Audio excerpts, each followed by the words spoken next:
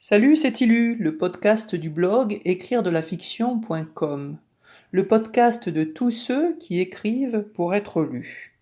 Dans Tilu, on parle de littérature, on parle de lecture, mais surtout, on parle d'écriture. Allez, en voiture.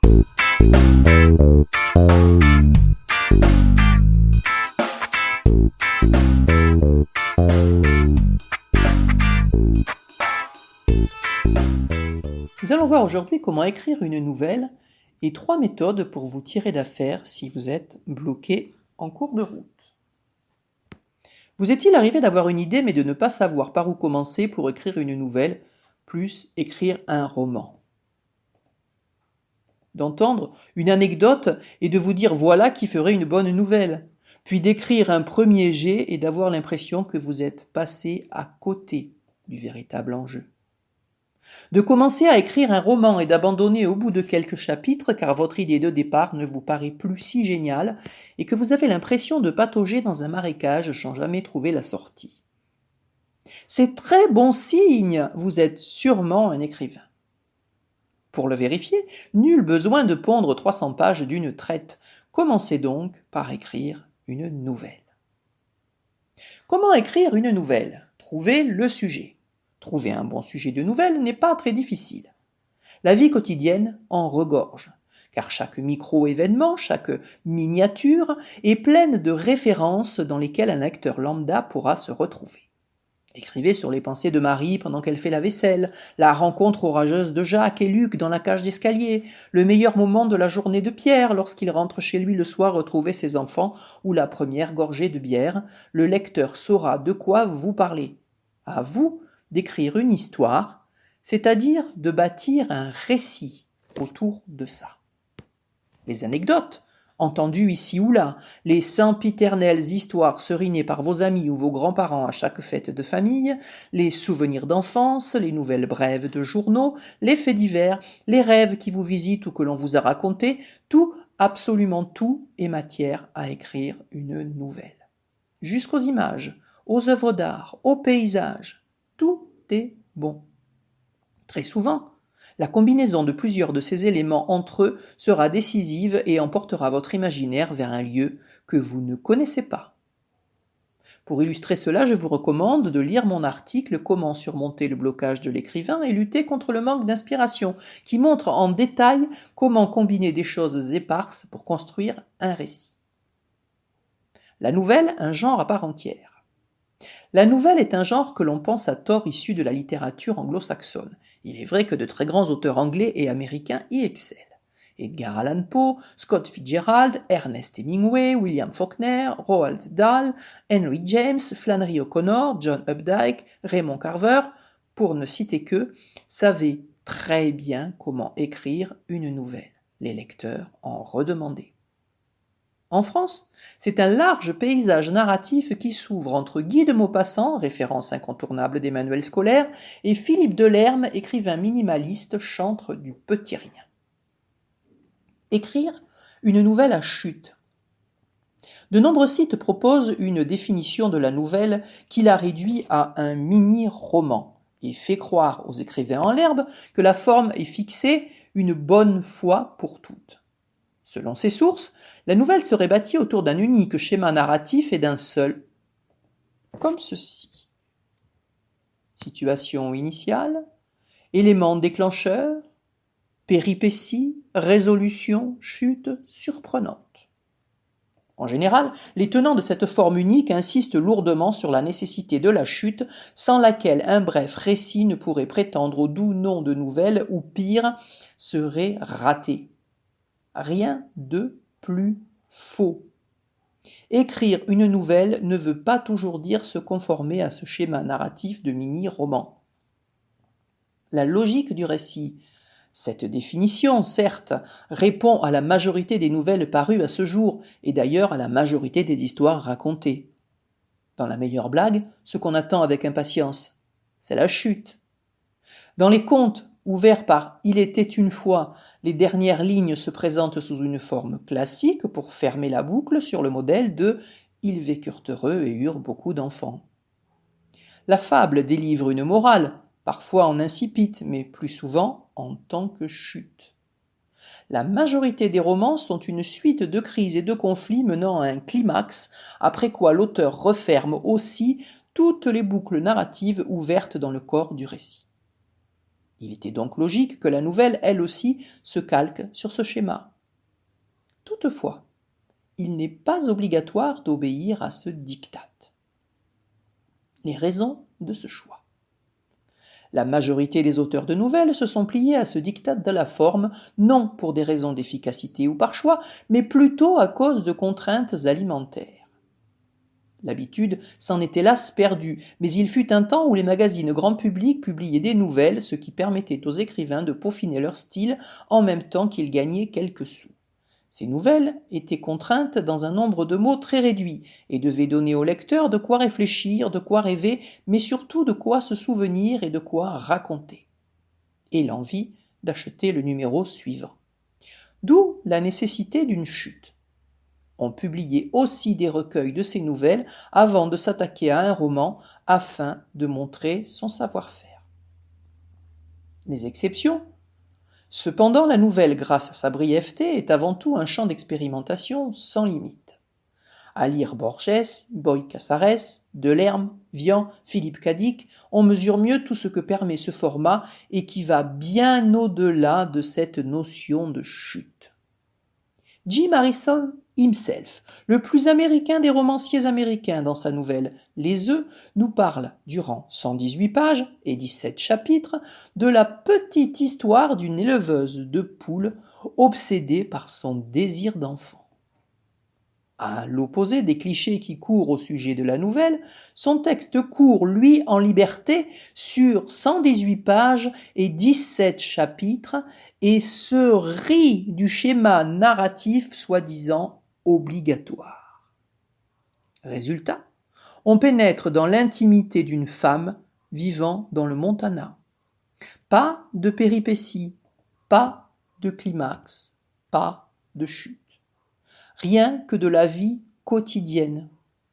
Et je vous garantis que ça fonctionne. Le laboratoire de nouvelles. Attention, après Jim Morrison, je vais parler de moi. Pourquoi pas? Après tout, je connais bien la question. Je commence toujours l'écriture de mes nouvelles sans aucun plan ni idée préconçue. En général, j'ai juste une idée et je tire sur le fil pour voir à quoi ressemble la pelote. Vous pensez bien que ce qui sort n'est pas toujours valable dès le premier jet.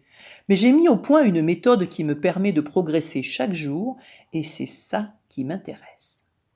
Chaque fois que je relis l'une de mes nouvelles et qu'elle ne me satisfait pas, je l'aborde sous un autre angle et je la modifie, voire je la réécris. Je commence par changer de narrateur. Puis si j'ai écrit à la troisième personne, je reprends tout à la première, ce qui me permet déjà d'élaguer beaucoup de scories. Tout ce qui n'est pas su par le narrateur ou la narratrice disparaît à cette étape. Ensuite, je modifie le temps de la narration.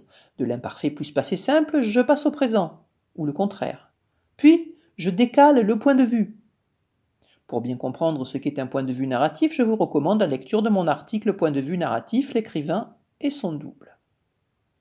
Petit à petit, je fais des choix. Je détermine le cœur de mon histoire. Je précise l'enjeu. Je nourris la forme autant que le fond.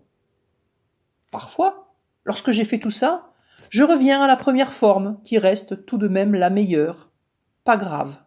L'avantage, dans ce cas, c'est que j'ai toutes les données pour resserrer mon récit et lui donner le tempo pour amener mon lecteur où je veux. Il peut m'arriver aussi de faire des expériences.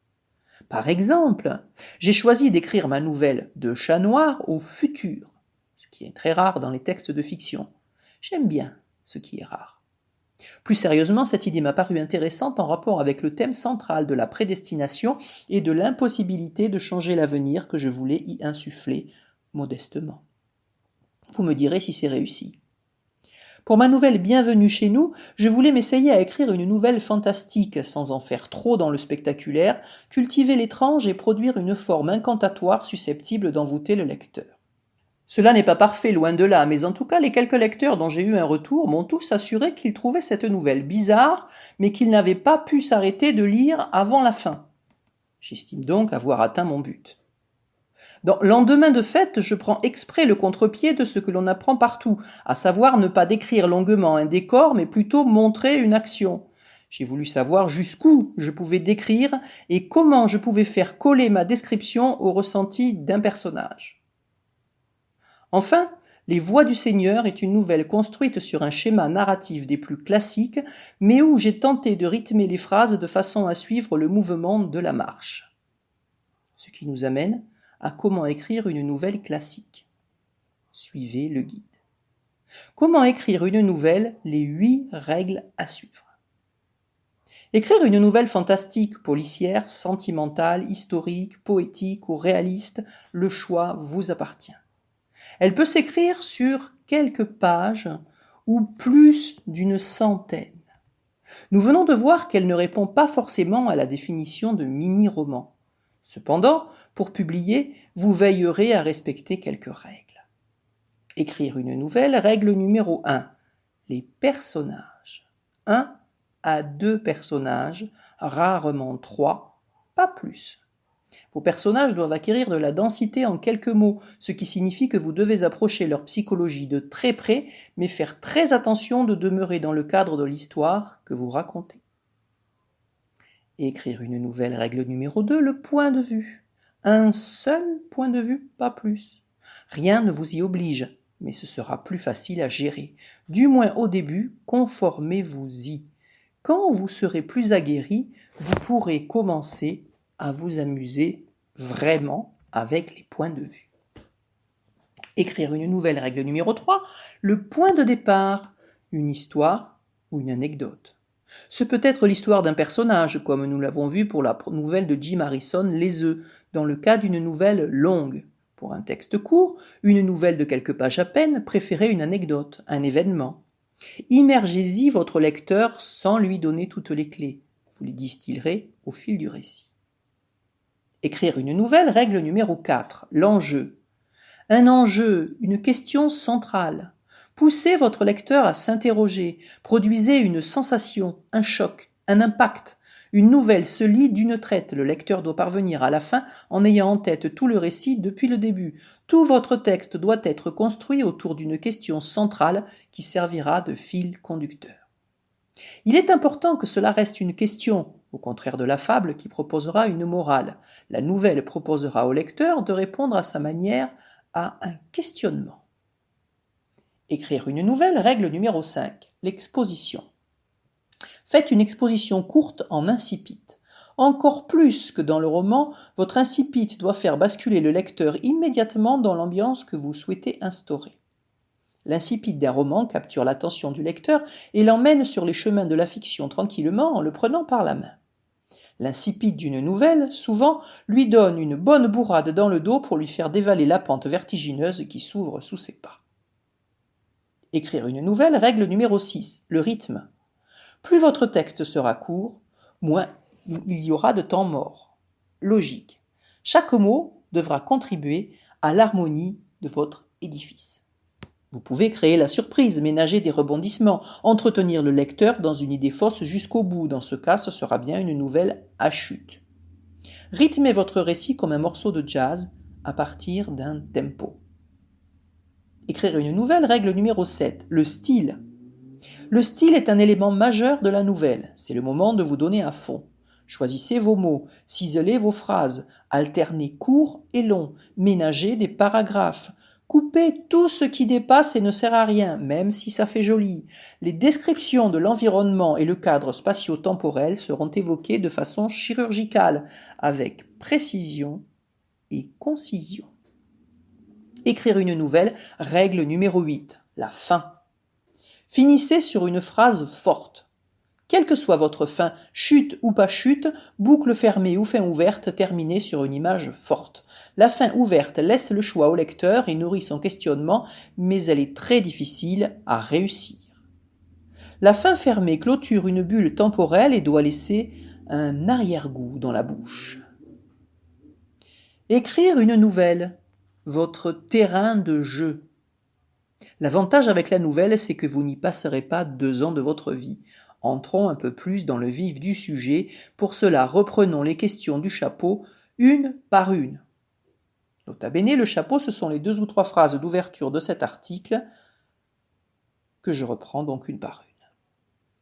Problème numéro 1. Vous avez une idée, mais vous ne savez pas comment la traiter. Fort bien. Ne faites rien d'autre que de vous asseoir et d'écrire tout ce qui vous passe par la tête à ce sujet, sans tenir compte du style ni d'une construction quelconque. Oubliez ensuite vos notes quelques jours, puis relisez-les à tête reposée. Dégagez une idée centrale, un questionnement sous-jacent. Surtout pas une morale, ce n'est pas votre boulot. En 4 mots, de quoi ça parle? Dégagez aussi ce que vous voulez faire passer à ce sujet. Examinez les mots qui sont venus sous votre plume naturellement. À partir de là, optez pour un angle d'attaque, un narrateur, un point de vue et écrivez. Cette fois-ci, travaillez la construction. Uniquement la construction. Lorsque vous avez terminé cette étape, laissez reposer encore un jour ou 2, plus si vous le pouvez. Revenez-y une nouvelle fois. Vérifiez que cela fonctionne.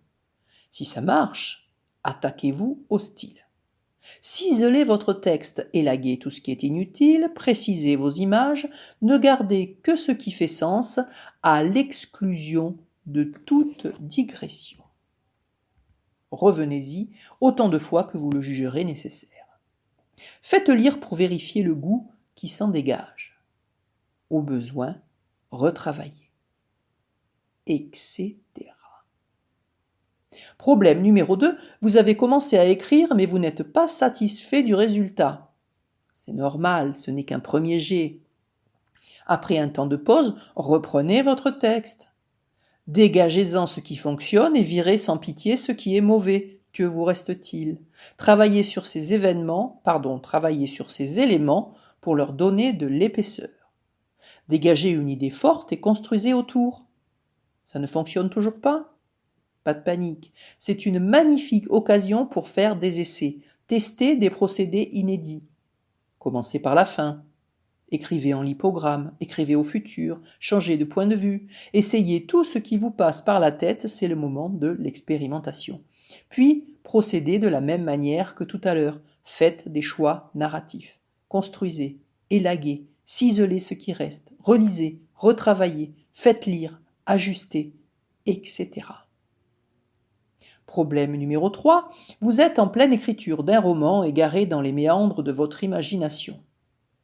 Arrêtez-vous, revenez en arrière, isolez chaque élément, les personnages et les lieux surtout, écrivez une nouvelle de quelques pages sur chacun d'entre eux, indépendamment de votre histoire.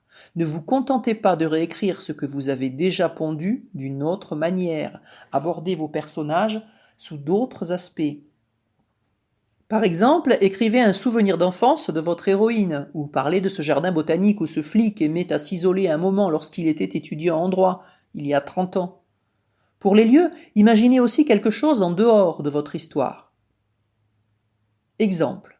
Le roman Les perroquets de la place d'Arezzo de Éric Emmanuel Schmitt se déroule tout entier autour de cette fameuse place, dans le square, dans les appartements et dans les commerces.